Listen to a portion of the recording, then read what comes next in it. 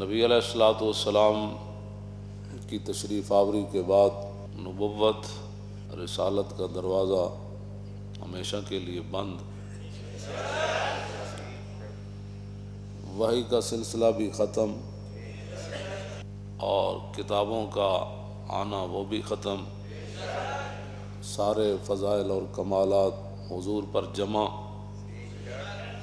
اب قیامت تک کوئی نئی بات نہیں ہوگی، بس اتنی بات ہوگی کہ جو حضور کی زیادہ شان بیان کرے گا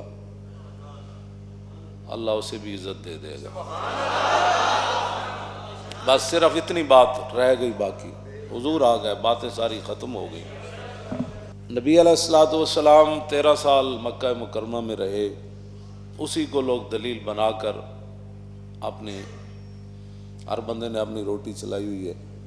جی حضور نے تبلیغ فرمائی، حضور نے 13 سال یہ کیا۔ سوال اتنا ہے کہ 13 سال میں جو ظلم ہوئے صحابہ پر کوئی تصور کر سکتا ہے؟ انہوں نے تبلیغ کو بنایا ہوا ہے کہ جو بھی مشکل کام ہو پیچھے ہٹ جاؤ، ٹھیک ہے چلنے دیں، حالات نہیں ٹھیک۔ کون سا ظلم ہے جو مکے میں صحابہ پر نہیں ہوا؟ دوران تبلیغ تلوار تو بعد میں اٹھی نا، یہ ساری زندگی کہتے رہنا نہیں جی ہم اصلاح کر رہے ہیں۔ اصلاح کے بعد 13 سال اگر آپ دلیل بھی بنائیں نا کہ اصلاح ہوتی رہی، تو پھر 13 سال کے بعد پھر وہ بدر کا معرکہ بھی ہوا۔ ساری زندگی مکے جو حضور اصلاح نہیں فرمائی، پھر حضور میدان میں آ گئے، بدر میں آ گئے، احد میں آ گئے، خندق میں آ گئے۔ یہ لوگ دلیل بنا کر حجروں میں چھپے بیٹھے ہیں کہ جی حضور نے تبلیغ فرمائی تو ہم بھی تبلیغ فرما رہے ہیں۔ میں نے کہا تبلیغ کا بھی ایک ٹائم ہوتا ہے، اس کے بعد پھر میدان لگانا پڑتا ہے۔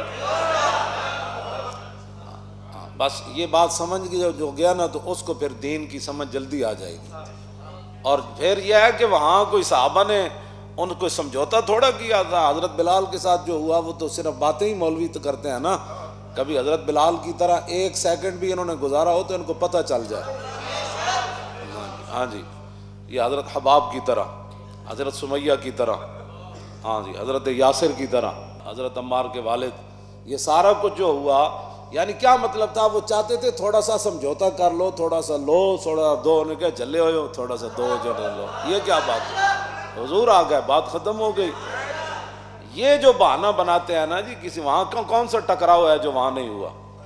ہوا ہے، صرف اتنا تھا کہ ابھی فرمایا میرے حبیب اپنے غلاموں کو فرما دیں فاعفوا واصفحوا، ابھی ان کو معاف کریں، ابھی درگزر کریں، وہ وقت آنے والا ہے جب میدان بدر میں امیہ بھی لمحہ پہ جانا ہے، تے ابو جہل بھی لمحہ پہ جانا ہے، تے عتبہ بھی لمحہ پہ جانا ہے، تے شیبہ بھی لمحہ پہ جانا ہے۔ حضور اجے انہوں کہو اجے ہاتھ پائی نہیں کرنی، صرف اتنی بات ہے۔ یہ کیوں نہیں بیان کرتے؟ ہاتھ پائی تو پھر ہوئی، اس آڑ کے اندر سارے اندر بڑھ کے داخل ہو گئے، اس لیے کہ یہاں جہاں بھی مشکل آئی، نہیں ہم تو فقیر لوگ ہوتے ہیں، ہمارا تو سیاست سے تعلق ہی کوئی نہیں ہے، ہم تو بڑے جناب گدیوں میں بیٹھنے والے ہوتے ہیں۔ مولویاں کہا تھا ہم تو پڑھنے پڑھانے والے ہوتے ہیں، تو میں کہا تو ابو ہریرہ نالوں زیادہ پڑھنا پڑھانا والا تو